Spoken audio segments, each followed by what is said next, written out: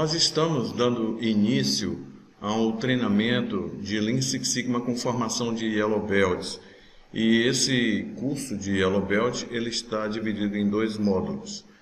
No curso anterior, nós fizemos o curso de White Belt, e o White Belt é a primeira formação dentro da metodologia Lean Six Sigma.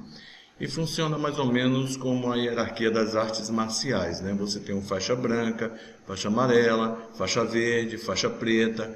Então é a mesma coisa a funcionalidade aqui do nível de aprendizado. Eu me chamo Marcelo Rivas e sou pós-graduado em Engenharia Econômica e sou instrutor e Master Black Belt da Six Sigma Solutions, uma consultoria, uma empresa que faz treinamentos e presta serviço de consultoria na área de qualidade e produtividade, formando as pessoas em Lean Six Sigma, nesses níveis hierárquicos. Eu sou formado pela Six Sigma Academy, que foi a primeira consultoria que foi desenvolvida e criada por Michael Harry. Michael Harry foi o precursor do Six Sigma e ele trabalhou na Motorola e desenvolveu a metodologia DMAIC, que nós vamos falar a respeito dela mais na frente. Então a Six Sigma Academy foi a primeira consultoria a nível mundial de Six Sigma. E aí eu fiz a minha recertificação de Master Black Belt pelo International Six Sigma Institute e nós já capacitamos mais de 3.500 profissionais dentro da metodologia. Eu também sou Lean especialista formado pela Lean Value Solutions, que é uma empresa também americana, renomada lá nos Estados Unidos, e também sou professor do MBA Gestão de Projetos em Lean Manufacturing pelo Senai Cimatec, em Salvador, na Bahia, e no IEL, em Vitória do Espírito Santo. Também participo de congressos, participei de vários congressos, Six Sigma Brasil, OPEX Brasil, Lean Summit. Sou o autor do blog www.semviés.com.br. O blog Sem Viés é um blog interessantíssimo, eu recomendo vocês consultarem o material desse blog, que fala exclusivamente sobre qualidade e produtividade na nossa área de Lean Six Sigma. E informações adicionais vocês poderão adquirir através do meu link, do LinkedIn, e também poderão adicionar a minha rede, Vocês poderão fazer parte da minha rede, onde eu estou costumeiramente postando algum assunto a respeito do Lean Six Sigma. Nossa agenda de hoje, nós vamos falar sobre o conceito de processos, Ou seja, no treinamento de White Belt, nós falamos sobre o conceito das 2 metodologias Lean Manufacturing e Six Sigma. A aula foi gravada, foi disponibilizada para aquelas pessoas que ainda não tinham participado do White Belt, para dar continuidade agora no Yellow Belt. Então agora nós vamos conhecer o conceito sobre processos. E nesse conceito sobre processos nós vamos falar de uma relação de causa e efeito. Ou seja, tudo que nós estamos produzindo requer matéria-prima, requer mão de obra, requer uma máquina para produzir. Então, existe uma relação de entrada e saída desses processos que nós vamos conhecer. Vamos falar também da voz do cliente e a voz do negócio. São 2 relações estritamente relacionadas, São dois grupos, grupo de clientes e grupo do negócio, que estão diretamente relacionados. E aí nós vamos entrar nas ferramentas básicas aplicadas em projeto Lean Six Sigma. A gente vai falar da ferramenta do 5W e 2H, vamos falar da ferramenta diagrama de espinha de peixe e os 5 porquês, vamos falar da matriz de causa e efeito, e no próximo módulo do próximo mês de abril, nós vamos dar continuidade nessas ferramentas aqui, falando sobre o FEMEA, falando sobre o Pareto, falando a respeito de outras medições que existem em projetos como Lead Time, Cycle Time e Takt Time. Então, essa é a primeira parte do curso que nós vamos dar início a partir de agora. Na aula do White Belt, eu coloquei esse slide falando a respeito de você ser responsável por uma cafeteria que precisa resolver um problema que está tendo constantemente com seus clientes. Ou seja, o café está chegando frio na mão do seu cliente. Aí eu coloquei 3 opções que nós poderíamos tentar resolver o problema ou justificar ou mitigar. As 2 primeiras formas, transferir responsabilidade, você dizer, por exemplo, que o garçom é novato e que ele ainda não sabe trabalhar direito, você está tentando fazer uma justificativa, mas você não está resolvendo o problema. Simplesmente você está colocando a responsabilidade em alguém. Mas lembrando que você faz parte desse grupo, né? Então você é o gestor. Então, se a responsabilidade é do seu funcionário, é porque esse funcionário não está tendo uma boa gestão, né, em relação à sua chefia. Então, não é a solução adequada você atribuir responsabilidades e procurar culpados para a relação do problema. A outra situação foi nós falarmos a respeito de mitigação do problema. Mitigar o problema não é resolver o problema na causa raiz. O problema está sendo amenizado. E aí eu dei um exemplo, por exemplo, que se você pegar o café frio e levar para o forno micro-ondas para poder resolver o problema e esquentar o café novamente, você não vai estar resolvendo o problema na causa raiz. Você vai estar mitigando o problema. Que embora o café pode chegar até mais quentinho, embora ele chegue quentinho, o sabor do café vai ter alteração. Então, o que você está fazendo? Você não está atacando a causa raiz do problema. Você está contornando através de um paliativo, através de uma solução em que não é na causa, e sim no efeito. Tá? Aí eu falei a respeito de como podemos chegar a tratar a causa raiz do problema. Ou seja, se nós conseguirmos identificar e controlar a causa do problema, através do controle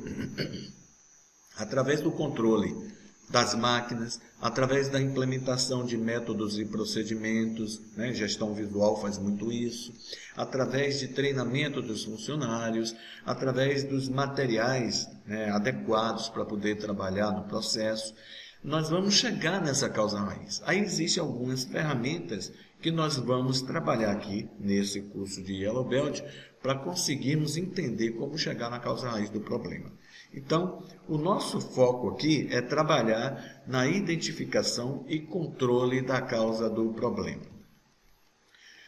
O conceito que nós temos sobre processo, né? Todos os projetos que são desenvolvidos dentro da metodologia do Lean Six Sigma, eles trabalham para melhorar processos. Sejam processos que estejam elaborando um produto ou processos que estejam trabalhando como serviços, né, para prestar serviços. E aí existe um fluxo a ser entendido aí nesse processo. Quando eu entrego um produto final, eu preciso ter a matéria-prima, eu preciso ter o maquinário, eu preciso ter o pessoal. Então, existe uma entrada de processo para gerar uma saída de processo. E o que é processo?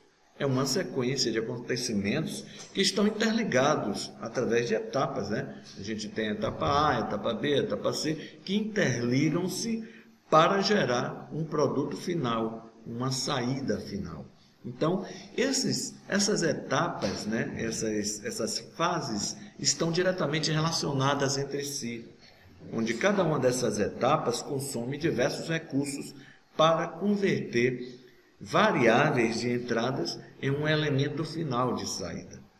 Então, dentro da metodologia do Lean Six Sigma, nós atribuímos 3 elementos básicos dos processos. Eles são compostos pelas entradas. As entradas são todos os recursos necessários que nós temos para gerar uma saída.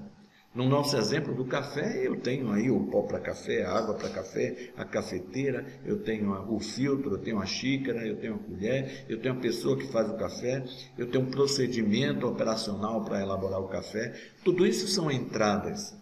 E essas entradas elas vão sofrer ações transformadoras do processo. Então, esse é o segundo elemento básico da característica do processo. É a ação. O processo está verbalizando essas entradas para que elas possam se transformar em uma saída final, que nós chamamos de entregáveis, né? Tudo aquilo que nós entregamos para o cliente é uma saída de processo. Eu vendo uma mercadoria, quando você sai com aquela mercadoria da loja, ali é uma saída de processo. Aquela mercadoria representa o que você comprou. Então, quando nós falamos de entradas de processo, nós apelidamos essas entradas de X. Eu tenho diversos X, né, que compõem essas entradas para serem transformadas através de ações em saídas. E nós apelidamos os Ys, né, as saídas, que são os entregáveis, de Y. Então, nós temos X para a entrada e Y para a saída. O X são os elementos que vão ser utilizados para serem transformados conjuntamente em uma saída, seja a elaboração de um serviço ou a entrega de um produto. No hospital, por exemplo, se você tem um prontuário médico, aquele prontuário médico que segue para o faturamento junto com a conta médica é um produto final. E aí eu preciso de entradas para montar aquele prontuário médico. As entradas são o médico que vai assinar ali aquele prontuário médico, você tem as notas fiscais de OPME, se por acaso você utilizou o OPME na cirurgia, você precisa compor o prontuário com a nota fiscal do OPME, você tem os métodos e os procedimentos que são utilizados para poder dar sequência no prontuário, né? Você tem um sistema, se o prontuário também ele é eletrônico e você imprime uma parte para poder seguir com a conta do faturamento. Então você tem máquinas, métodos, mão de obra, você sempre tem como entradas algumas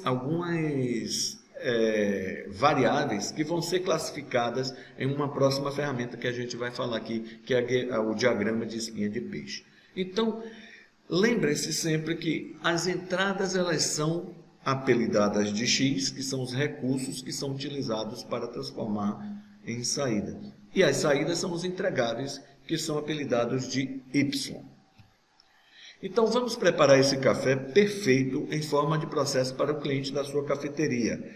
Eu sempre começo essa relação de X com Y, do Y, ou seja, do produto final, para a entrada do processo. Então, o que seria o nosso Y? A entrega de um café perfeito, um café quente, um café saboroso, um café cheiroso e apresentável, né? Aquele café que vem em uma xícara de uma porcelana, né? Uma louça muito bem desenhada e tal. Então, assim, são as características que nós, como clientes, desejamos receber o café. Então, essas características são apelidadas de requisitos. Ninguém gostaria de chegar em uma cafeteria famosa e tomar um café em um copinho plástico. Ninguém gostaria de chegar na cafeteria e tomar um café frio, ou um café que não tenha um sabor tão agradável, né? Com pó para café, com resíduo de pó. Então, essas características são totalmente enxergáveis, né? Na saída do processo. Então, o cliente sempre observa o atendimento de um requisito quando recebe aquela saída, aquele entregável. Se você compra uma mercadoria na internet, no momento que você abre aquela mercadoria, você está checando os requisitos da compra. Olha, eu comprei um sapato. Comprei um sapato, mocassim, marrom, número 42. Então, esses são os requisitos que devem estar compostos na saída do processo. Se por acaso algum desses requisitos não for atendido pelo cliente, né, eu feri um requisito. E o cliente se sente o quê? Insatisfeito. Ah, você mandou um número 44 e eu calço 41, 42. O sapato está com um número maior, está folgado. Então, esse requisito ele não foi cumprido no momento da compra que eu solicitei o número 41, 42. Então, ele sinaliza, o Y sinaliza a falha do problema, né? A falha do processo, a saída do processo com falha, porque faltam requisitos. Porém, a causa dessa falha está justamente nas entradas do processo.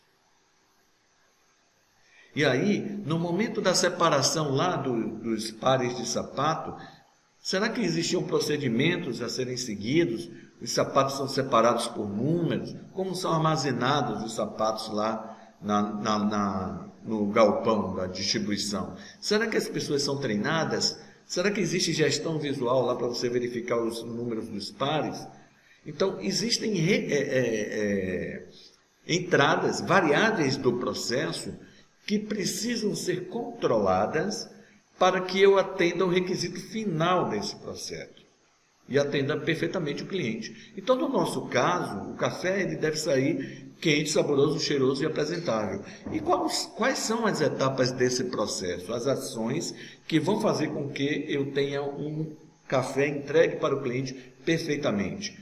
Eu vou colocar o filtro na cafeteira, vou colocar o pó na cafeteira, a água, vou ligar a cafeteira e vou aguardar o café escorrer totalmente para depois retirar a jarra de café e servir o café. Entretanto, esse processo aqui, ele tem que sofrer controles. Por quê? Porque ele tem entradas.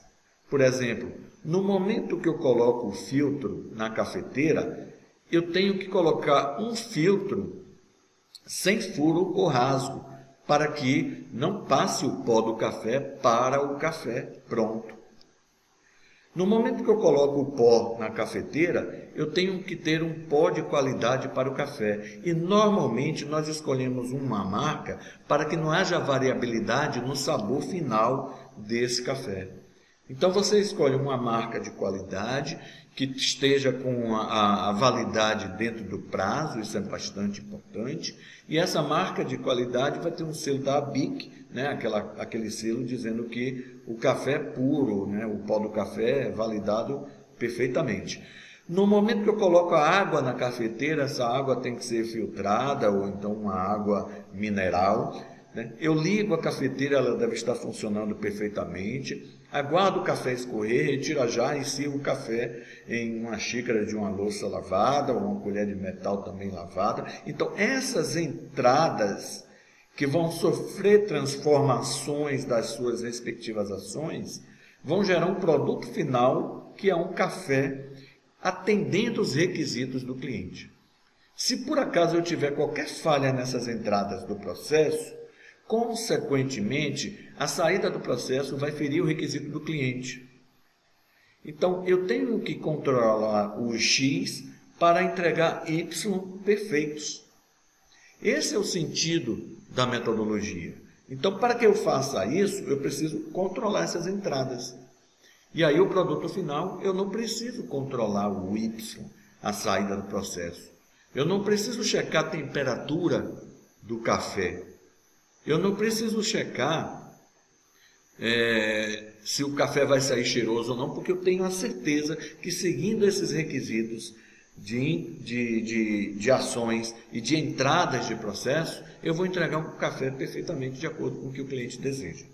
Então, passando para o nosso mundo, né, do hospital, a gente vai interpretar aqui como exemplo uma cirurgia perfeita de um paciente.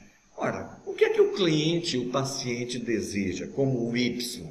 Ele vai querer ser um paciente pós-cirúrgico recuperado da cirurgia e sem apresentar mais os sintomas do diagnóstico inicial. Então ele vai dizer, eureka, estou curado, posso ir para casa. Então ele está recuperado daquela cirurgia, a cirurgia foi perfeita, não houve nenhuma intercorrência, né, não aconteceu nenhum problema de efeito colateral, nem nada, e ele está feliz e satisfeito por ir para casa, né, por retornar para casa dentro de um período, obviamente, factível, que ele imaginava, que ele tinha previsão de que seria esse período, que o médico falou, olha, você vai fazer a cirurgia, então você vai se internar, vai passar uns 2 a 3 dias e depois vai para casa. E tudo isso aconteceu. Tudo que foi dito, que ele estaria curado, recuperado e dentro de 3 dias estaria em alta, né, alta médica para ir para casa, aconteceu. Então, o paciente sai alegre, satisfeito, elogiando aquela instituição. Por quê? Porque o que foi previsto para ele, né, no bom sentido, naquelas melhores oportunidades, né? Graças a Deus deu tudo certo, atendeu o requisito dele. E aí ele passa a ter uma confiabilidade significativa naquela instituição. Na aula passada do White Belt, eu falei que os processos devem ser repetitivos, estáveis, previsíveis e confiáveis. Quando você tem variação nos processos, eles passam a ser desconfiados pelo cliente. Então, uma cirurgia que uma hora ou outra saia com algum problema, não por questões da doença em si, mas por questões de erros, erro médico, erro de diagnóstico, erro na hora de fazer o exame de imagem, diversos tipos de erros que tem nessas entradas de processo. Quando acontece isso, fere o requisito do cliente, consequentemente. Então, um processo, ele é repetitivo, estável, passa a ser previsível. Porque se ele é estável, você consegue imaginar e prever aonde vai chegar. E se você chega aonde você previu, consequentemente você vai confiar. Então, é nisso que nós buscamos na relação que existe dos processos, em quantificar essa relação baseada nos requisitos do cliente. Então, isso é o que o cliente deseja. E quais são as ações de uma cirurgia, né? O paciente, são ações macro, tá? Não são ações passo a passo, detalhada, não. São macro ações de processo. O paciente vai ser internado, vão ser elaborados os procedimentos pré-cirúrgicos desse paciente, vai ser enviado o paciente para a sala de cirurgia, ele vai ser anestesiado e vai ser feito o procedimento cirúrgico, e depois, após a cirurgia, ele vai ser enviado para o RPA ou a UTI, dependendo do procedimento cirúrgico, tem que passar pela UTI, e depois ele vai para a ala se restabelecer para ter alta. Então, esses são os macroprocessos que a gente analisa aí com relação à cirurgia. Aí, o que é que eu preciso como entrada para que tudo saia corretamente?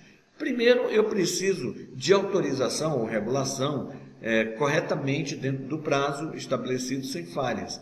Porque se o paciente ele é internado antes de uma autorização eletiva, por exemplo, ele demanda um maior tempo de permanência na instituição. Então, ele já passa mais tempo dentro do hospital. E aquilo que poderia ser feito em 2, 3 ou 4 dias, vai ser feito em 5, 7 dias. Então, se você não buscou ainda a autorização da eletiva e interna do paciente, existe o risco da insatisfação do paciente no final da história, e existe o risco também da autorização ser negada, né? Se a gente estiver falando aqui de eletiva, e vocês conhecem muito bem, o convênio, dependendo da situação, poderá até negar essa questão do procedimento cirúrgico. Então, eu preciso ter corretamente as autorizações e a regulação. Preciso ter leitos disponíveis na ala, porque eu não posso fazer uma cirurgia de um paciente e ele pós-cirúrgico ficar no RPA aguardando disponibilidade de leito. Então, tem que existir leitos disponíveis. Os MATMED também, eu tenho que ter MATMED disponível para o paciente. Os equipamentos de exames e procedimentos funcionando, né? Tem hospital que você interna o paciente e o raio-x ou o tomógrafo está com algum problema que mandaram consertar e o paciente fica internado esperando consertar o equipamento para poder dar sequência na cirurgia dele.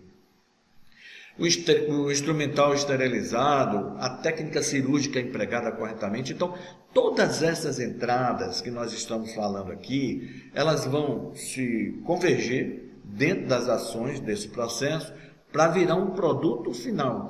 O paciente, ele é a própria mercadoria, uma mercadoria de alto valor agregado, ele é a própria mercadoria, ele é o produto final. Por quê? Porque as ações transformadoras são feitas nele mesmo. Então, ao mesmo tempo que ele é cliente, paciente, ele também caminha no fluxo.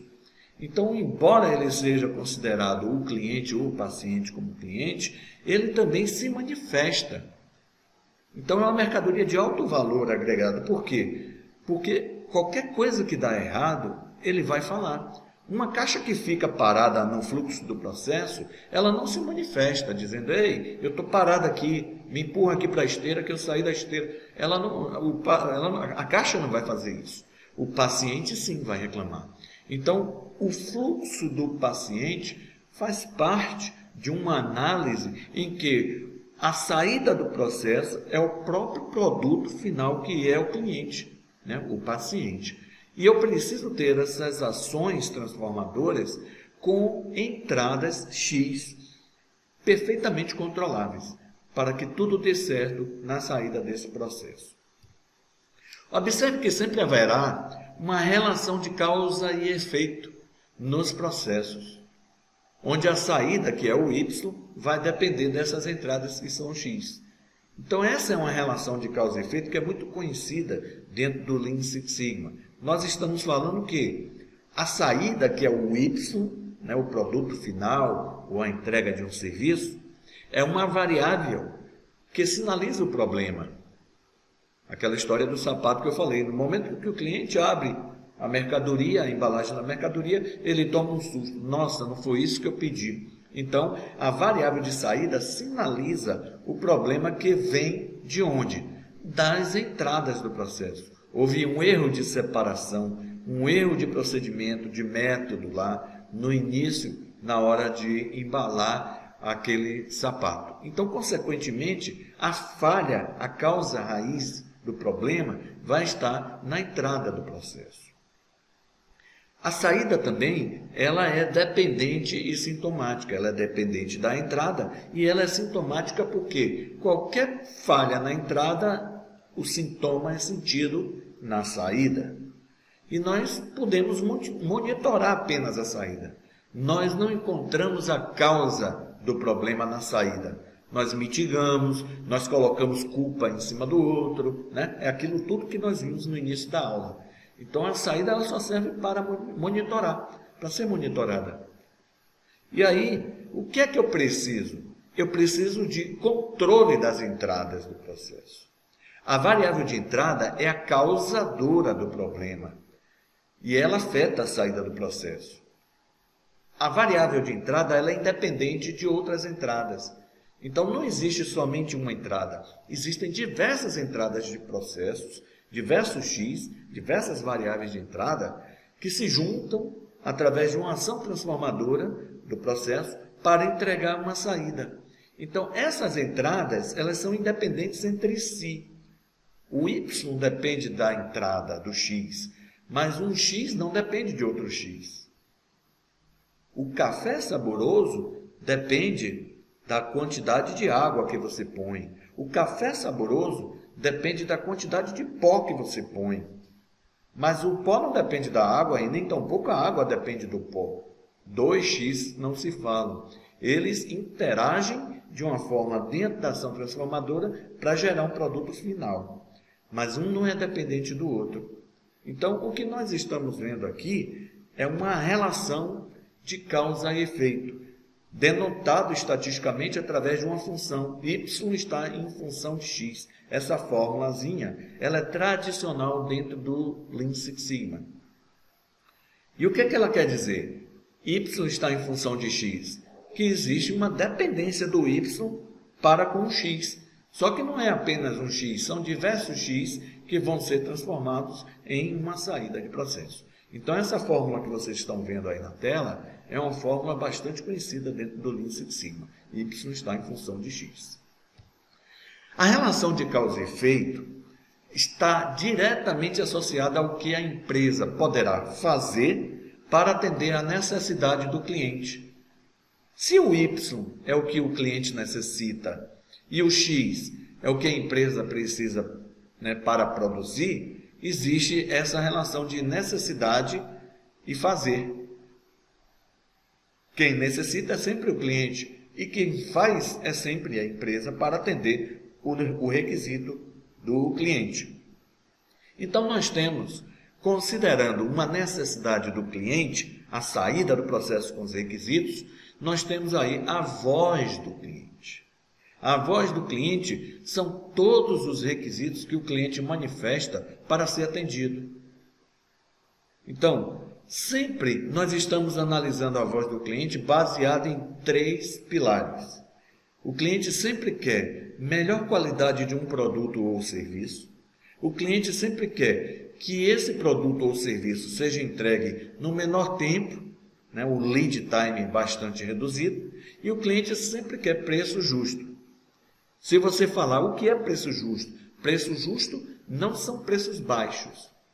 Preço justo significa dizer o quanto você está disposto a pagar por aquilo que agrega valor para você. Quanto mais a mercadoria ou serviço agrega valor, a tendência é que ele tenha um preço maior. E quanto menos ele agrega valor, a tendência é que ele tenha um preço menor. Isso é justificável na hora da compra. Se você for comprar um carro popular pelo preço de uma Ferrari, você não vai pagar. Por quê? Porque as características do carro popular são inferiores, né? Em questões de segurança, velocidade, conforto, beleza. Então você tem diferentes classes para serem atendidos com seus respectivos preços. E esses preços devem ser justos para justificarem o quanto ele vale. Então, muitas pessoas pensam que a relação que existe de qualidade, tempo e preço, o preço é o menor. E, na verdade, não. Quem está disposto a comprar uma Ferrari, ele vai pagar pelo preço da Ferrari, embora saiba que ele vai ter como recompensa, né, como feedback, toda a regalia que existe dentro de uma Ferrari. Então, são preços justos. Então, essa relação está diretamente associada, da voz do cliente, ao que a empresa poderá fazer para atender essa necessidade. Então, se o cliente quer melhor qualidade do produto ou serviço, o que é que a empresa tem que fazer para entregar esse produto? Ela tem que entregar produtos sem defeitos, porque qualidade significa produtos sem defeitos. Então, eu tenho que cuidar da qualidade na produção.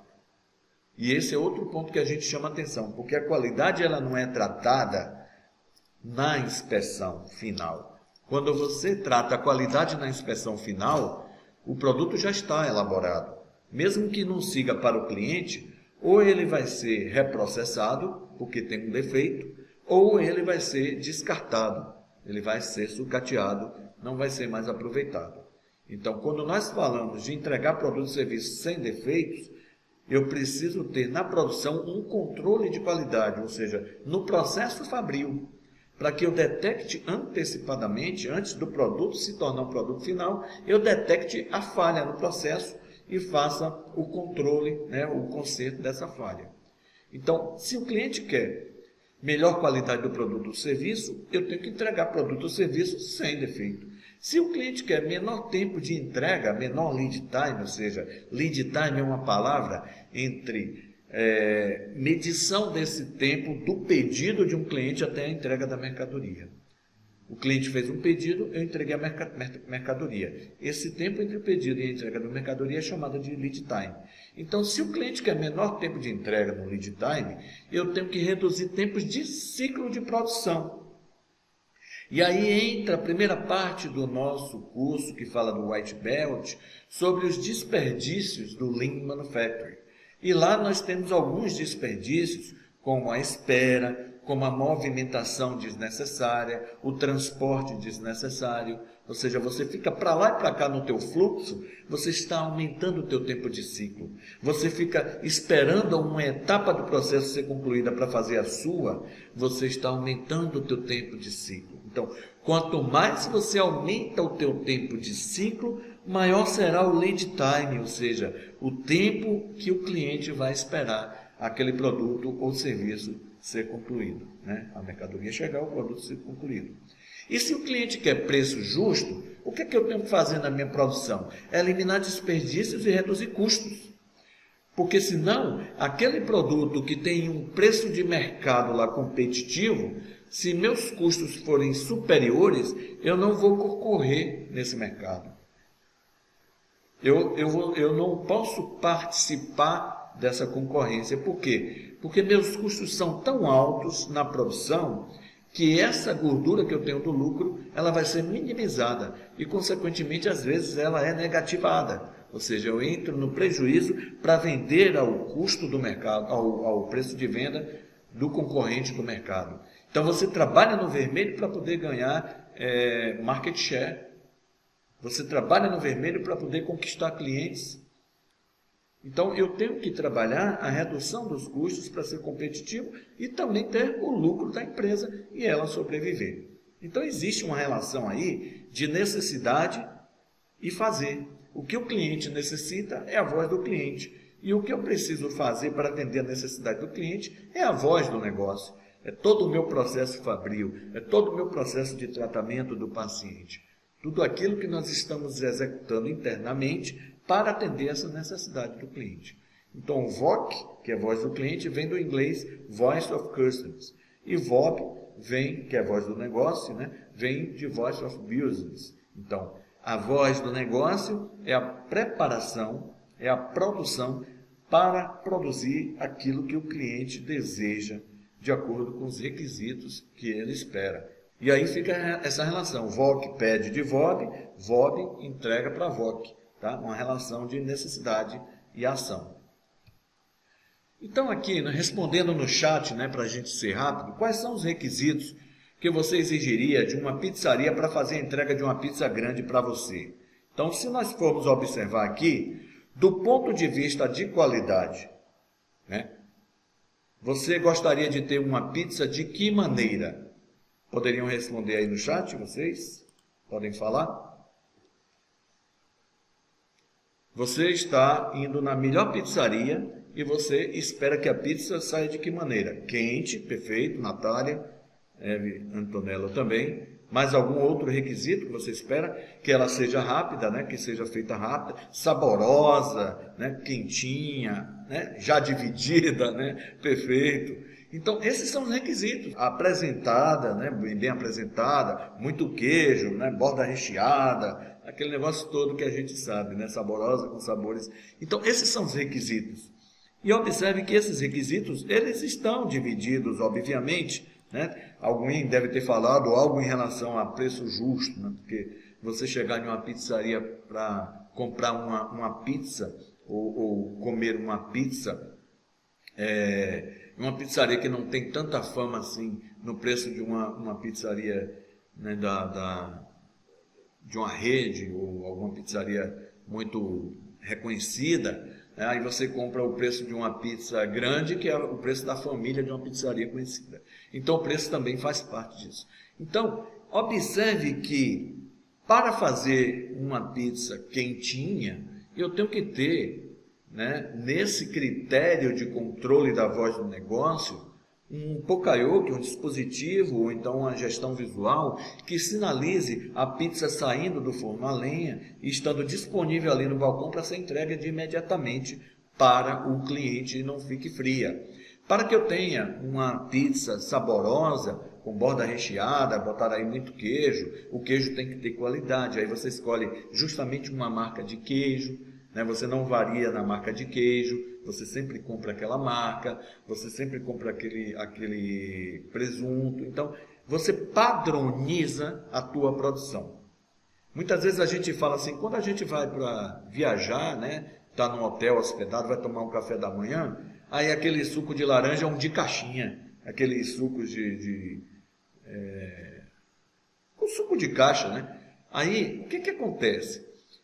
Se o hotel for pegar para todos os clientes que estão lá hospedados, todos os dias, e espremer laranja, existe um risco muito grande de ele colocar no espremedor lá, laranja mais azeda, né? Mais meia de vez do que a madura, laranja amassada, laranja podre, ou seja, vai existir uma variação muito grande nessa entrada do processo que é laranja, para entregar uma laranjada final com sabor ruim.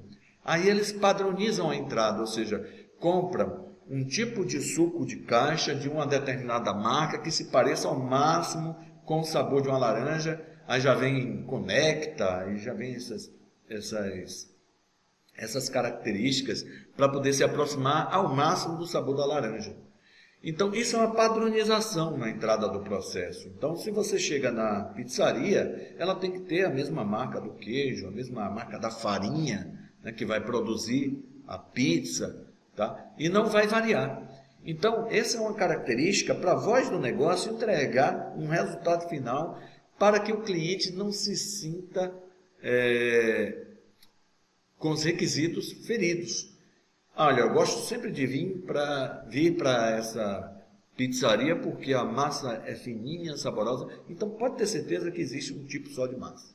Com relação ao tempo, ele tem um tempo de ciclo lá interno e deve entregar a pizza com maior rapidez para o cliente final. Falar aqui de uma pizza que saia rápida, né? Então a gente está vendo aí o que?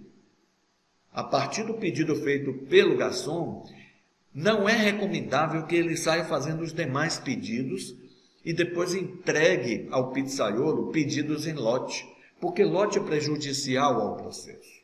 Você está gerando um lote de pedidos que vai entregar ao pizzaiolo e ele não vai fazer um lote de pizza porque ele tem um forno a lenha que pode pegar, por exemplo, 3 ou 4 pizzas, mas não pega 10 pizzas. Então, esse lote ele vai ser interrompido, vai sofrer um gargalo final. Por quê? Porque os recursos que ele tem ali não são suficientes para pegar grandes lotes. E o nosso objetivo no Lean e Six Sigma é reduzir o tamanho do lote cada vez mais. Então, o garçom deve ter em mãos um aplicativo de mobilidade em que faça o pedido do cliente e já caia diretamente na mão do pizzaiolo e já faça aquela pizza que está sendo pedida automaticamente para fazer o quê? A produção do menor lote chamado lote 1. Para cada pedido, um pizzaiolo fazendo uma pizza e uma pizza sendo entregue pela garçonete ou pelo garçom para o cliente de volta. Esse é o tamanho de lote 1. Né? É a maravilha você ter o tamanho de lote 1. Muitas vezes você não consegue, então você pode ter o tamanho de lote 2 ou 3. Mas você tem que ter o menor tamanho de lote possível para poder não sofrer com as consequências dos atrasos. Então, tempo tem a ver com isso também. E o preço, obviamente, a gente está falando aqui dos custos. Reduzir os custos nas categorias. Mas eu não vou chegar e trocar a marca da farinha, por exemplo, da pizza. A marca da farinha é de primeira qualidade, é aquela farinha fina. Então eu tenho que sempre manter aquela marca, mesmo que ela custe mais. Olha, o preço do trigo subiu, eu vou manter o preço da farinha. Quando a gente fala de redução de custos, são desperdícios. Existem situações em que nós desperdiçamos e, consequentemente, aquela parte que agrega valor não atribuímos custo. Um hospital, por exemplo, o que nós queremos é que o paciente se sinta bem, que tenha uma hotelaria de primeiro mundo. Ele entre no hospital e diga, nossa, isso aqui é perfeito para mim. Eu tenho um ar refrigerado no leito, eu tenho uma cama eletrônica, canais de TV a cabo. Isso tudo são investimentos que são feitos para o paciente, mas que muitas vezes o hospital está tirando da redução de custos de perdas inapropriadas que foram feitas dentro do fluxo do processo. Então eu estou fazendo o quê? Uma conversão de valores. Eu estou tirando dinheiro onde eu estou gastando desnecessariamente e investindo o recurso financeiro aonde agrega valor, que é o paciente. Muitas vezes a pessoa pensa que Lean e Six Sigma é reduzir custos, é sair cortando tudo. Esse é um pensamento errôneo que existe nas empresas. Se você faz o Lean Six Sigma trabalhando para ter o menor preço, o menor custo possível e caindo a qualidade dos seus produtos, você não vai ser competitivo nunca. Então é preciso ter a qualidade e manter preços competitivos baseados nos seus padrões. E para isso eu tenho que eliminar desperdícios aonde não agregam valor. Então essa relação de voz do cliente e voz do negócio é muito importante para isso. Aí nós trabalhamos elaborando os projetos do Lean Six Sigma. De que forma fazemos isso? Através de uma metodologia chamada DMAIC. É uma metodologia que usa 5 fases para poder trabalhar na causa raiz de um problema. É a melhor forma de uma empresa identificar e resolver problemas complexos para atender às necessidades do cliente e desenvolver os projetos. Então, em cada fase da metodologia, eu tenho algumas ações para serem desenvolvidas. Por exemplo, na fase D, que é definir, eu pergunto, qual que é o problema? Desde quando ele ocorre? Onde ele está ocorrendo? Quem são as pessoas que estão envolvidas nesse problema? Qual o impacto que ele está trazendo para o cliente? Então, eu estou definindo e descrevendo corretamente um problema. Aí, se vocês observarem, nós passamos para a segunda fase, que é a medir. Na fase medir, eu vou quantificar o impacto desse problema. Ou seja, quanto estamos perdendo com esse problema? Qual que é a nossa meta para atingir os resultados? O que eu devo reduzir, né, ou melhorar, ou até aumentar se for vendas, né? Analisar é a terceira fase da metodologia DMAIC, que é o Azinho lá, ó, definir, medir, analisar. Quais são as variáveis do problema? Aqui eu já identifico as principais variáveis que podem estar afetando o problema. Quais são as mais importantes? Então, lá na definir, eu encontro diversas variáveis. Como café, você pode encontrar o pó, a água, a xícara, a colher. Aqui na fase analisar, eu vou identificar as principais variáveis que afetam o problema do sabor. Então, já não são todas as variáveis, são somente algumas, né? Principalmente o pó e a água. Então, aqui eu estou analisando e dando critérios de seleção das principais variáveis. Passamos então para a fase melhorar. Quais as melhorias que podemos implementar como teste? Nessa fase, nós fazemos testes pilotos para pegar essas principais variáveis e observar o comportamento dela no processo. Como é que o Y vai se sair quando eu combino essas principais variáveis? Ou seja, se eu pego o pó do café e a água do café, eu preciso sair testando a quantidade de pó e a quantidade de água para chegar em um nível único e dizer, é esse o ponto ótimo do sabor do café. E aí vou anotar quantos miligramas tem de pó, quantos ml tem de água. Então essa é uma fase de teste de análise combinatória que é feito dentro da metodologia. E aí partimos para a fase de controle. Se eu já sei quais são os níveis e os limites daquelas variáveis, eu só vou controlá-las dentro daqueles requisitos de controle. Então, aquela variável do pó, que deve ter 300 miligramas, vai estar combinado com a variável da água, que vai ter 200 mililitros, né, ml.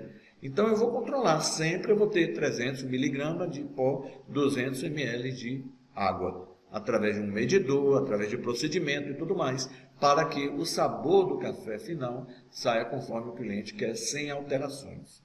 Então, essas são as fases da metodologia DMAIC. Um passo a passo da metodologia para resolver o problema. E aí nós aplicamos as ferramentas cabíveis para iniciais, né, para desenvolver projetos. Então, primeiro vamos descrever o problema. Suponha que a diretoria de um hospital analisou a planilha de custo, constatando um gasto excessivo nas compras de medicamentos. Foi solicitado a um Black Belt para identificar os motivos que geraram esse gasto. Aí o que foi que aconteceu? Pegamos e elaboramos 7 perguntinhas para descrever corretamente o problema. Para entender corretamente o problema, você utiliza essas 7 perguntinhas. O que ou qual é o problema, né? Vem do inglês, what. Então, o que ou qual é o problema? Desde quando esse problema vem acontecendo? Bem, onde ele está acontecendo? Where? Quem faz parte do problema? Who? Por quê? Why? Quanto custa? How much? Como vamos encontrar e desenvolver esse problema para encontrar a causa raiz? Então, são 7 perguntinhas que é chamada através de uma ferramenta chamada 5W e 2Hs. Porque nós temos 5 Ws aí, né? Aqui, esse 5, 1, 2, 3, 4, 5 e 2 Hs. Essa ferramentazinha aqui, ela descreve minuciosamente um problema. Aí, observe como fica. Qual o problema? Gastos excessivos na compra de medicamentos. Desde quando esse problema está ocorrendo? Desde 2019. Onde o problema está ocorrendo? Na farmácia do Bloco A. Quem são os responsáveis pelo problema? O senhor Carlos. Por que está ocorrendo esse problema? Devido às perdas mensais no uso de medicamentos fracionados. Então, eles estão fracionando medicamentos na farmácia do Bloco A desde 2019, cujo responsável é o senhor Carlos, e está tendo perdas nesse fracionamento. Quanto representa o impacto desse problema? Cerca de R$ 3.200 por mês. Como o problema afeta o cliente? Através do desperdício de medicamentos fracionados. Nesse caso aqui, o cliente é o hospital, é a direção do hospital que está tendo custos adicionais na compra de medicamentos. Tá? Observe a diferença aí da descrição pobre como era. Gastos excessivos na compra de medicamentos. E observe como ficou rica a descrição do problema em detalhes. Desde 2019, a farmácia do Bloco A apresenta gastos excessivos na compra de medicamentos. Foram identificadas perdas em seu manuseio durante o fracionamento, gerando desperdícios na ordem de R$ 3.200 por mês para o hospital. O senhor Carlos é o responsável pelo setor e informou que tem feito o possível para não ocorrerem as perdas. Então, nós temos uma descrição de problema bastante rica, utilizando a ferramenta do 5W e 2Hs. Então, essas ferramentas que vocês estão vendo a partir de agora, elas servem para você aprofundar o nível de conhecimento para a causa raiz do problema. Então, na descrição de um problema, sempre utilize 5W e 2Hs para chegar na causa raiz e ter uma descrição correta. Outra ferramenta que nós conhecemos, identifica os prováveis motivos do acontecimento da falha. É o diagrama de espinha de peixe. O diagrama também chamado de 6Ms. E o que é ele? É uma ferramenta utilizada para identificar e classificar as prováveis causas do problema em 6 categorias. Desculpe. Então, ele parece com a espinha de peixe, no formato de um peixe, e na cabeça do peixe você sempre põe o efeito do problema. E divide em formato de espinha de peixe em 6 categorias, 3 acima, 3 abaixo. E aí colocamos as possíveis causas do problema. Vamos ver como funciona aqui essa situação. Quais são os problemas que podem ocorrer devido a uma mão de obra? Eu posso ter absenteísmo, problemas de falta de funcionário, funcionários faltando com constância, atrasos e tudo mais. Eu posso ter falta de treinamento. O funcionário ainda não foi treinado, não teve a oportunidade de ser treinado na tarefa dele. Eu posso ter uma indisciplina operacional, algum funcionário que está contrariado com alguma coisa dentro da empresa e pode estar provocando a falha propositadamente, tá? São problemas relacionados à mão de obra. Posso ter turnover alto. Um turnover alto, meu Deus do céu, isso gera falta de treinamento, porque é uma subcausa. Máquinas, eu posso ter as máquinas que estão com defeito, máquinas que têm setup demorado, e constantes, que sempre está quebrando, sempre está fazendo manutenção, esse é um problema de máquina. Eu posso ter materiais que não têm qualidade ou que não são adequados para serem alocados na tua produção, isso aí dificulta mais ainda e gera problema. Com relação ao método, eu posso ter falta de procedimento operacional, falta de gestão visual, falta de 5S, falta de checklist. Tudo isso são causas que podem estar atribuídas a uma falta de método. Eu posso ter um problema de medida, ou seja, falta de medições. Se você não mede, você não sabe onde está nem aonde vai chegar, Então, se você não mede, você também não vai ter dados para fazer as devidas análises. Então, uma falta de medição é um problema também. Ou eu posso ter problemas do meio ambiente. Meio ambiente nós podemos associar aí layout, por exemplo, em desacordo com fluxo. O fluxo do processo é e o layout do posicionamento dos móveis, da máquina, é outro. Ele vai em contramão ao fluxo, por exemplo. Então, você vai ter muita gente indo para lá e para cá, se mexendo, se movendo desnecessariamente. Ou eu tenho também problemas de intempéries climáticos. Eu posso ter problema de falta de ventilação, com sol excessivo, a parte de intempéries climáticos. Observe que nós estamos trabalhando aí com 6 M's: mão de obra, máquina, material, método, medida e meio ambiente, como fatores que podem provocar motivos aí que podem provocar a falha. Então, essa ferramenta dos 6 M's, ou diagrama espinha de peixe, ela aloca as possíveis causas de uma falha, de um problema. O diagrama espinha de peixe deverá ser elaborado em equipe, onde cada participante vai opinar as causas prováveis do problema, através de uma tempestade de ideias, um brainstorming, que é uma tempestade de ideias. Cada um vai dizendo o que pode ser aquele motivo, do problema que está acontecendo, a causa daquele problema. O diagrama espinha de peixe, ele deve ser feito para cada tipo de problema, tá? Então, eu não posso ter um peixe com 2 cabeças, como nós brincamos na metodologia, né? Se você vai falar de peças com defeitos, é bom ter um diagrama somente para peças com defeitos. Se você vai falar de atraso de entrega na mercadoria como efeito, é bom você ter um diagrama somente com esse efeito aqui, atraso na entrega de mercadoria. Então, cada qual no seu quadrado.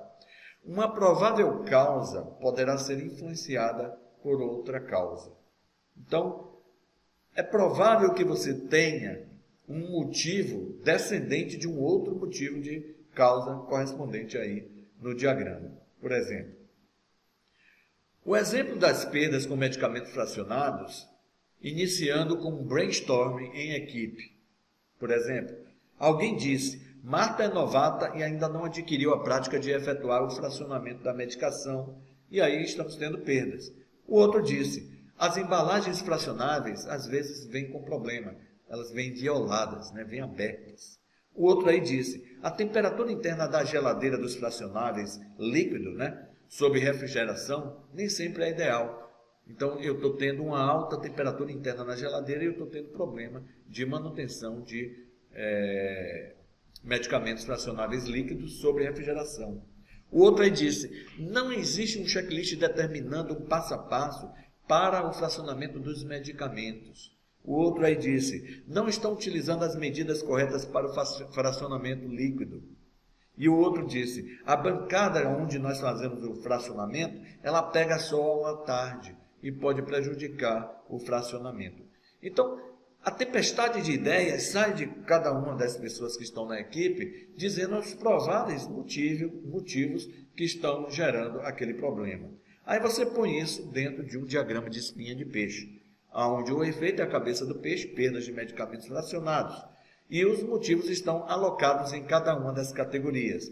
Material, por exemplo, eu vou ter as embalagens que estão violadas ou embalagens vencidas. No método, falta de procedimentos ou falta de gestão visual. Em medidas, faltas de critérios de medição, não estão medindo, ou falta de um instrumento de medição, ou um instrumento de medição que está descalibrado. Tá? Em máquinas, geladeiras que não mantêm a temperatura ideal. Em mão de obra, falta de treinamento dos funcionários.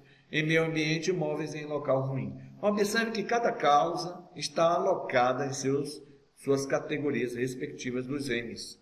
Tá? Então, nós montamos o diagrama de causa e efeito, o diagrama de espinha de peixe, nos 6 M's, e vamos analisar cada uma dessas causas aí. É recomendável que, para o diagrama de espinha de peixe, seja feita também essa outra ferramentazinha chamada 5 porquês. Isso porque uma ferramenta de diagrama de espinha de peixe pode ter um motivo de uma causa alocada em uma categoria diferente.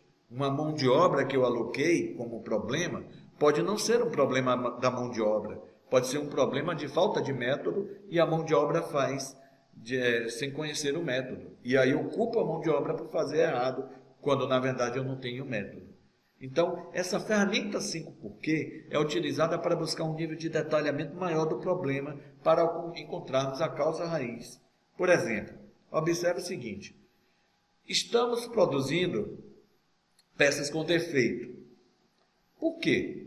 Porque a máquina não está operando corretamente. Se você colocar nos 6 M's, você vai atribuir a causa como máquina não está operando corretamente. Mas se eu perguntar por que a máquina não está operando corretamente, você vai me dizer: porque o técnico não está sabendo operar a máquina. Aí eu digo: poxa, não é mais um problema de máquina, é um problema agora de mão de obra. Aí eu te pergunto novamente: por que o técnico não está sabendo operar a máquina corretamente? Aí você me diz: porque após ligar, é preciso esperar 5 minutos para operar a máquina. Aí você diz: poxa, não estão medindo o tempo para começar a operar a máquina depois que ela liga. Aí tira de mão de obra e bota na medição aquele motivo. Aí por que não está ocorrendo a espera de 5 minutos? Porque não há instrução de operação da máquina no local. Aí você: poxa, não é mais medição, é falta de método. Né? Aí você põe para falta de método. E por que não há instrução, né, da operação da máquina no local? Porque tem óleo no ambiente próximo à máquina. Você, poxa, não é mais método, é meio ambiente, está afetando o local, está sujo e está afetando a operação. E por que há óleo no ambiente? Ah, porque a mangueira do óleo que vai para a máquina está vazando. Então já é material. Observe que eu saí passeando no diagrama de 6Ns de um macro motivo para um motivo mais detalhado. E o que foi que aconteceu aqui? Eu saí alocando os motivos erroneamente por eu estar em um nível de detalhamento muito alto. Tá? Então é por isso que nós utilizamos essa ferramenta 5 porquês alocada juntamente com o diagrama de espinha de peixe para alocar corretamente os motivos das falhas. Em nosso exemplo das perdas de medicamentos fracionados, temos dois motivos interligados aqui. Marta é novata e ainda não adquiriu a prática de efetuar o fracionamento, mas ela não adquiriu essa prática porque não existe um checklist determinando um passo a passo para o fracionamento dos medicamentos. Então, o que precisamos fazer em primeiro? Treinar Marta sem procedimento, sem padrão? Ou eu tenho que criar um padrão de procedimentos para poder depois treinar Marta? É óbvio que eu tenho que começar com um método, né? Eu tenho que produzir um método, fazer um padrão de atendimento para depois Marta ser treinada. Tá? Aí entramos na terceira parte da classificação e última, né? Classifique as principais variáveis. Então, nós descrevemos o problema, nós identificamos os prováveis motivos e agora nós estamos classificando as principais variáveis que pesam no Y, na saída do processo. E essa ferramenta é a matriz causa e efeito. É uma ferramenta utilizada para ordenar as principais variáveis do problema através de uma atribuição do peso do X em relação ao Y do processo. Quanto essa entrada pesa tanto na saída? Porque se eu tenho vários X, tem X que tem um peso de relação maior com o Y do que o outro X. Então eu uso essa matriz de causa e efeito justamente para verificar quais são os X mais pesados causando o efeito no Y. Como o café, por exemplo, o pó e a água influenciam consideravelmente no sabor do café. A xícara e a colher não. Então o pó e a água vão ter pesos representativos em relação ao sabor, né? E a xícara e a colher, pesos leves, né? Não vão ser pesados em relação ao sabor, né? A gente está falando de sabor. Tá? Se você falar, por exemplo, de apresentação, aí a xícara e a colher poderá ter pesos maiores, já o pó e a água não vão ter pesos maiores. Então, como é que você enxerga o teu Y e o que você quer no teu Y para você dar peso no X? Aí, vamos utilizar o exemplo das perdas de medicamentos fracionados para elaborar essa matriz de causa e efeito. A saída do processo, que é o Y, é o que nós queremos como requisito de cliente. As aquisições dos medicamentos que sejam feitos de primeira linha, né? Eu dou prioridade a medicamentos de primeira linha, e que eles sejam fracionados sem perdas. Esses são os requisitos, né? Medicamentos que tenham uma marca boa e que sejam fracionados sem ter perdas. Aí quais são as entradas desse processo? Eu vou utilizar os materiais e embalagens em perfeita condição de uso, as ferramentas e equipamentos sem defeitos, aquela tesoura amolada para cortar os comprimidos, aquele conta-gotazinho para poder dividir as ampolas, né? Padronização do processo, funcionários treinados e a bancada para efetuar o corte e a dosagem em local correto. Aí você vai elaborar a matriz de causa e efeito e coloca os requisitos do cliente, que é o Y, na parte superior horizontal da matriz. Aí a gente solicita ao cliente que atribua uma nota para o grau de importância de cada requisito. Então, na saída do processo, o requisito do cliente vai ter uma nota. E essa nota vai ser dada pelo próprio cliente. Então, qual que é a nossa saída do processo? Que os materiais, as medicações sejam de primeira linha, né? As aquisições das medicações sejam de primeira linha e que elas sejam fracionadas sem perdas.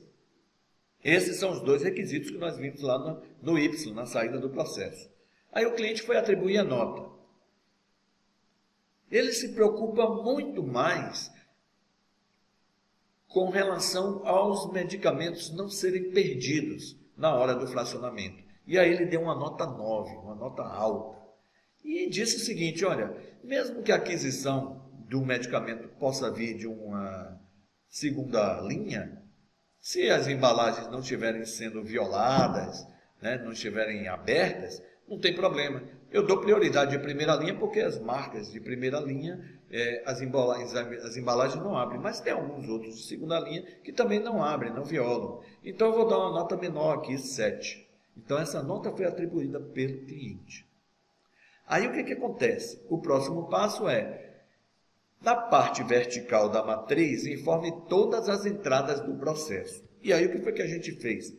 Pegou aqui na parte vertical do lado esquerdo da matriz e colocamos materiais e embalagens em perfeito estado de uso, ferramentas e equipamentos de corte, todas as entradas do processo, ou X, que nós elencamos.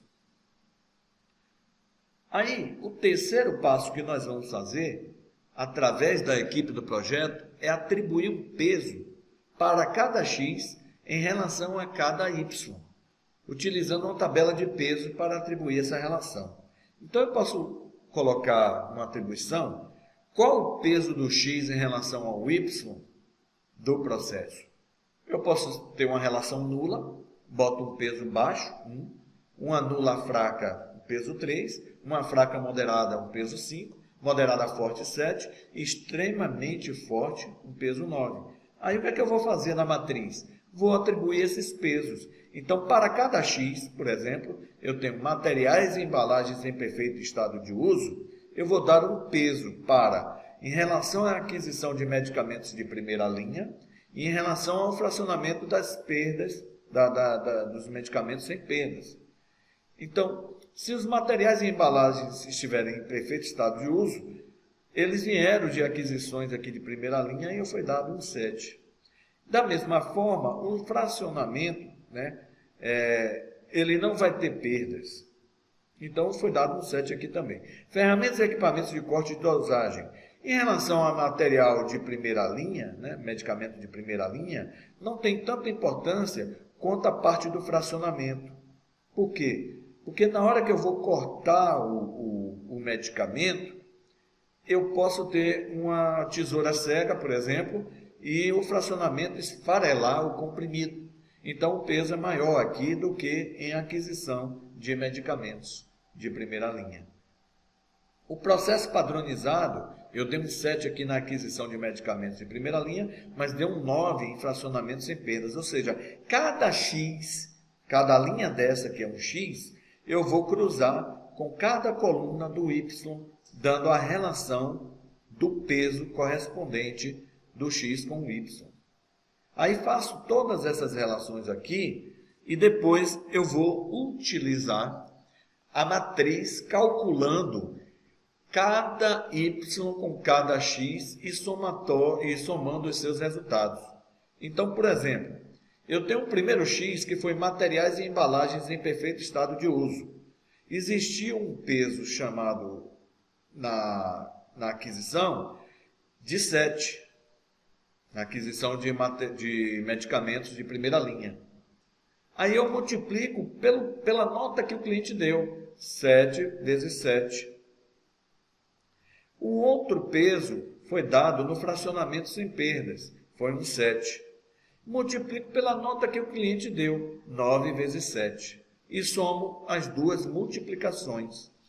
E aí nós encontramos o valor de 112. Ou seja, o x1 multiplicado por y1 mais o x1 multiplicado por y2. Então, 7 vezes 7, 49. 9 vezes 7, 63. 49 mais 63, 112. O peso desse x nos dois requisitos do cliente é de 112. O total das respostas. Fazemos isso para todos os x e depois atribuímos o percentual do peso em relação ao todo. E aí nós vimos que funcionário devidamente treinado para cortar e dosar foi o principal peso, 144. representa 26% dos pesos totais. Processos padronizados, 130, representa 23%. Ferramentas e equipamentos de corte de dosagem sem defeito, 116, representa 22%. E, por último, a bancada para efetuar o corte de dosagem não teve tanto peso representativo, né? E aí ele teve 9% em relação ao total. Então, esse X ele deixou de ser um X representativo. Aí a metodologia é um funil. Você vai eliminando aquelas variáveis que não têm peso representativo no Y e vai ficando com aquelas variáveis mais importantes até chegar na causa raiz do problema. Então, aqui no nosso caso, a bancada, por exemplo, para efetuar o corte de dosagem, sairia da análise do problema, ficando apenas outras variáveis para serem analisadas na próxima ferramenta. E essa próxima ferramenta é o FEMEA, que nós vamos apresentar na próxima edição do nosso curso de Yellow Belt, no nosso próximo módulo. Então, para concluir o nosso curso, temos algumas orientações para serem passadas para vocês. Primeiro, não é recomendável utilizar ferramentas do Lean Six Sigma de forma isolada. Eu vou fazer só uma matriz de causa e efeito. Eu vou fazer só um diagrama de causa e efeito, né? O ideal é que você siga a metodologia, um passo a passo, utilizando sua ferramenta em cada momento certo, para que você chegue na causa raiz do problema. Cada ferramenta entrega informações para a próxima ferramenta. Então, vocês viram, por exemplo, que o diagrama de causa e efeito, esse diagrama aqui, ó, de espinha de peixe, ele tem perdas de medicamento fracionado, é um Y que feriu o requisito. Então, a voz do cliente está surtindo um problema. Então, esse Y está sem um requisito. Então, veio da VOC, né? Ou seja, o medicamento fracionado não deveria ter falhas. Eu tive perdas, feri um requisito. E quais são as causas? As causas são 6Ns. Essas causas são as próprias entradas que nós identificamos anteriormente lá no processo. Então, uma ferramenta trabalha para entregar resultados para a próxima ferramenta. Elas devem seguir uma ordem dentro da metodologia DMAIC. E sempre precisamos trabalhar com essas ferramentas qualitativas em equipe. Por quê? Porque os membros da equipe devem fazer parte do processo, do dia a dia da gestão da rotina e conhecer o processo para opinar. Vocês viram aí que foi feito tempestade de ideia, brainstorming, né? Com algumas pessoas dando sugestões de como melhorar. E aí é preciso ter uma equipe de processo, de projeto, para poder trabalhar na melhoria do processo. Essa é a nossa recomendação que nós fazemos. Bom, o nosso treinamento de Yellow Belt do módulo 1, ele se encerra aqui e a gente se vê aí no módulo do Yellow Belt, né, o módulo 2. Ainda vamos produzir as datas, vamos divulgar no LinkedIn aí, né, para o pessoal saber. Vamos falar do FEMEA, vamos falar de Pareto e de algumas medições de processo. E se vocês quiserem seguir também os voluntários da saúde, basta clicar no link aí da apresentação que vai ser enviada para vocês, tá bom? Bom, gente, o nosso tempo não é muito, a gente trabalha com tempo otimizado, mas de qualquer forma eu gostaria de saber se vocês têm algum questionamento para ser feito a respeito, para poder falarem. Ok, muito obrigado. Marcelo, pois não? Parabéns pela aula mais uma vez. Muito obrigado. Acho que hoje para quem tem a prática, fica um pouco mais claro que você consegue dar mais exemplos, né, do dia a dia. Então é bem interessante quando você vai fazendo esses links, né, com o que a gente encontra dentro da área da saúde, fica muito mais palpável e fácil de entender essa parte, né? Então, parabéns pelo conteúdo aí. Muito obrigado. Alguém tem alguma pergunta, gente? Alguma dúvida? Alguma coisa que ficou faltando? Eu coloquei para todo mundo o link para a lista de presença. Então, quem não assinou, por favor, assine. Eu vou colocar o link aqui de novo. Para a gente poder fazer os certificados depois. Fala, Paola, desculpa. Foi maravilhoso, excelente. Estou, assim, impressionadíssima. Muito Já obrigado. assisti muitas aulas sobre o tema, mas hoje foi incrível, muito bom. Eu não recebi a apresentação da aula anterior. Vocês mandaram por e-mail? A gente mandou por e-mail e mandou nos grupos. Mas eu estou tentando, eu não consigo colocar ela aqui. Eu vou colocar o link da aula, tá? Então, para quem não conseguiu, ou para quem quiser rever, estou colocando aqui o link da aula. Tá. Deixa eu escrever de novo aqui, senão o pessoal fica perdido. Aula de White Belt, tá?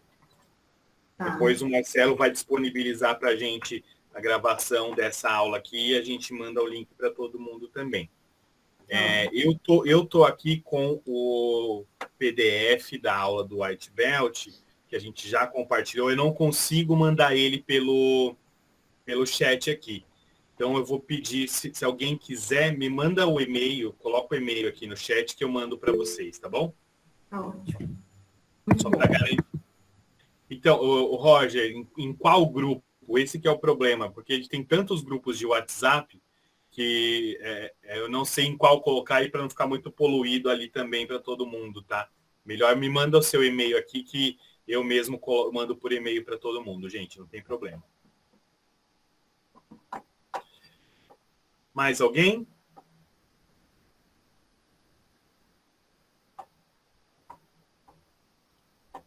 Com relação então, tá bom, ao formulário de presença, o pessoal recebeu aí no chat já? Sim, eu coloquei já, o Marcelo, obrigado. Perfeito. Então, ótimo, gente. Encontramos vocês na segunda fase aqui, né? E agradecer mais uma vez o Marcelo. Conto com a colaboração de novo para a segunda parte aqui, Marcelo. Muito obrigado. E todo mundo colocou e-mail aqui, eu mando para vocês o conteúdo do primeiro módulo do White Belt, e quando a gente tiver aqui também do segundo, a gente manda também, tá bom? Perfeito. Obrigado, gente. Obrigado, pessoal. Obrigada, até a próxima. boa noite. Tchau, tchau. Boa noite, tchau, Boa tchau. noite. Boa noite, muito obrigada. Boa noite, obrigada. Foi ótimo, parabéns. Obrigado. Obrigada, Marcelo. Obrigado. Parabéns. Obrigada.